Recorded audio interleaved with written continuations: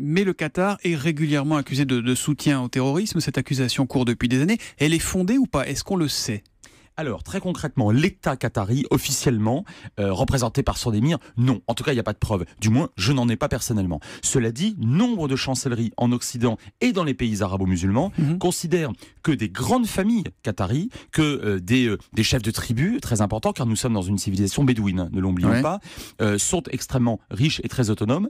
Et ces familles-là, financent des associations soi-disant de bienfaisance islamique, mais en réalité, des groupes islamistes radicaux. Mais est-ce qu'elles peuvent le faire sans le soutien de l'État, ces familles, dans un pays comme le Qatar? Et en tout cas, c'est ce qu'affirme le Qatar, considérant la main sur le cœur que, au fond, c'est un État démocratique et que, en son sein, chacun peut disposer de ses fonds comme il en a envie. C'est une posture qui risque de ne plus tenir. Et ces familles, elles soutiennent Daesh directement ou pas? Il y a des familles qui ont soutenu directement Daesh. Pourquoi? Parce que le Qatar, je le rappelle, est quand même dirigé par un régime ultra-conservateur de type wahhabite, exactement. Comme l'Arabie Saoudite. Exactement, celui qui prévaut à Riyad en Arabie Saoudite. Or, ces dernières années, face à différents groupes chiites et notamment face au pouvoir syrien, Bachar el-Assad, qui est détesté à la fois comme nationaliste et comme chiite par les pétromonarchies, et bien effectivement des familles ultra-conservatrices, à la fois d'ailleurs au Qatar, mais aussi en Arabie Saoudite et dans le reste de la péninsule, ont directement financé ou laissé financer des groupes djihadistes. Parce que l'Arabie Saoudite n'élève pas des colombes non plus. Eux aussi sont régulièrement accusés de soutenir les terroristes. C'est le cas là encore?